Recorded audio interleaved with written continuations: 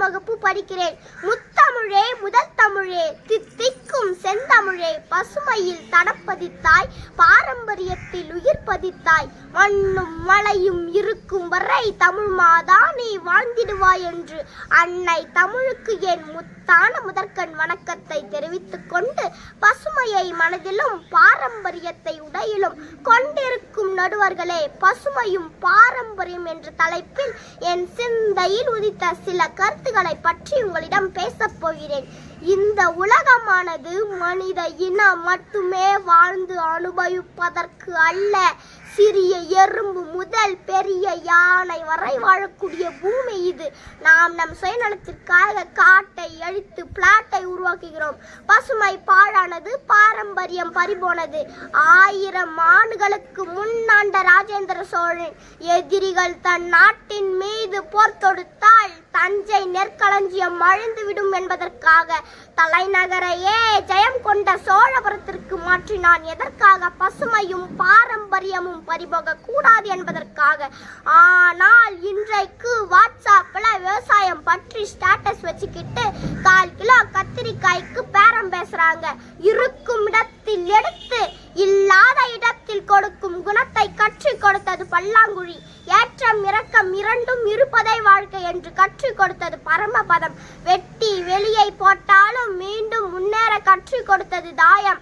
கூட்டல் கழித்தல் கணக்கை களிப்புடன் கற்றுக் கொடுத்தது கில்லி. சமமாக இல்லாத போதும் சாதிக்க கற்றுக் கொடுத்தது நொண்டி.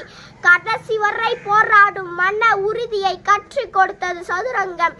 இத்தகைய பாரம்பரியம் மிக்க விளையாட்டுகள் எங்கே? வற்றாத நதிகள் இல்லை, விளைக்காத நிலங்கள் இல்லை.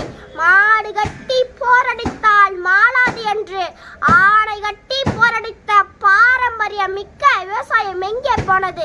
கம்பு, சோளம், கேழ்வரகு, திணை, வரகு, சாமை, கருப்பு கவுனி, சிவப்பு கவுனி, வெள்ளை கவுனி, குதிரைவாளி, மாப்பிளை சம்பா, தங்க சம்பா, கொத்தமலை சம்பா, மிளகு சம்பா, காட்டு சம்பா, நீலச்சம்பா. இத்தகைய பாரம்பரியம் மிக்க உணவு வகைகளை மறந்ததால் தான் உணவே மருந்து என்ற காலம் மாறி மருந்தே உணவு என்ற காலம் வந்துவிட்டது. திசையை 8ஆக பிரித்து, இசையை 7ஆக பிரித்து, சுவையை 5ஆக பிரித்து, காற்றை 4ஆக பிரித்து, மொழியை 3ஆக பிரித்து, வாழ்க்கையை 2ஆக பிரித்து, இறைவன் ஒருவனே என்றது நம் பாரம்பரியம், தமிழ் பாரம்பரியம். நீங்கள் பொறியியல் படித்தாலும் சரி, மருத்துவம் படித்தாலும் சரி, அரசியல் படித்தாலும் சரி, ஆன்மீகம் படித்தாலும் சரி, உள்ளூரில் படித்தாலும் சரி, வெளியூரில் படித்தாலும் சரி, நாம் தமிழ் பாரம்பரியத்தோடு படியுங்கள். இன்றைக்கு மேலை நாட்டு கலாச்சாரம் மெல்ல மெல்ல கிராமங்களில் புகுந்துவிட்டன. நீரின்றி அமையாது உலகெனின் யார் யாருக்கும் வானின்றி அமையாது ஒழுக்கு. இது வள்ளுவனின் வாக்கு. அந்த நீரை தருவதே மறந்தான் என்று கத்தி கத்தி சொன்னாலும் யாரும் காதில் வாங்குவதே இல்லை. பசுமை இல்லாமல் போனால் நாடு நலம் இல்லாமல் போகும். பாரம்பரியம் இல்லாமல் போனால் மக்கள் வளம் இல்லாமல் போவார்கள்.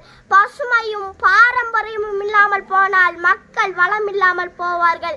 கண் பார்வையை அதிகரிக்கும் முருங்கை கீரை, ஞாபக சக்தியை அதிகரிக்கும் வல்லாரை கீரை, சிறுநீர் பிரச்சனையை நீக்கும் சிறுகீரை, மூட்டு வலியை நீக்கும் முடக்கத்தான் கீரை, தோல் நோயை நீக்கும் அரைக்கீரை, குடல் புண்ணை நீக்கும் மணத்தக்காளி கீரை, மஞ்ச காமலை நீக்கும் கரிசல்லங்கண்ணி கீரை, சளியை நீக்கும் தூதுவளை கீரை.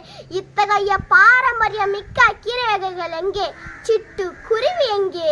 தேன் புலவி எங்கே? தேனா இனித்த நிலத்தடி நீர் எங்கே? அடர்ந்த காடு எங்கே?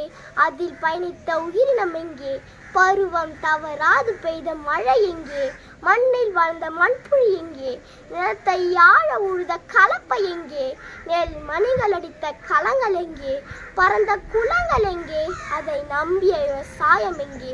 தூய்மையான தென்றல் காற்று எங்கே? மாசுபடா வானம் எங்கே? மாட்டு வண்டி எங்கே? மண்ணில் நடந்த நடை பயணம் எங்கே? ஆராய் ஓடிய தண்ணீர் எங்கே? அதில் இருந்து ஆற்று மணல் எங்கே? இப்படி பசுமையை அழித்து விட்டோம், பாரம்பரியத்தை மறந்து விட்டோம்.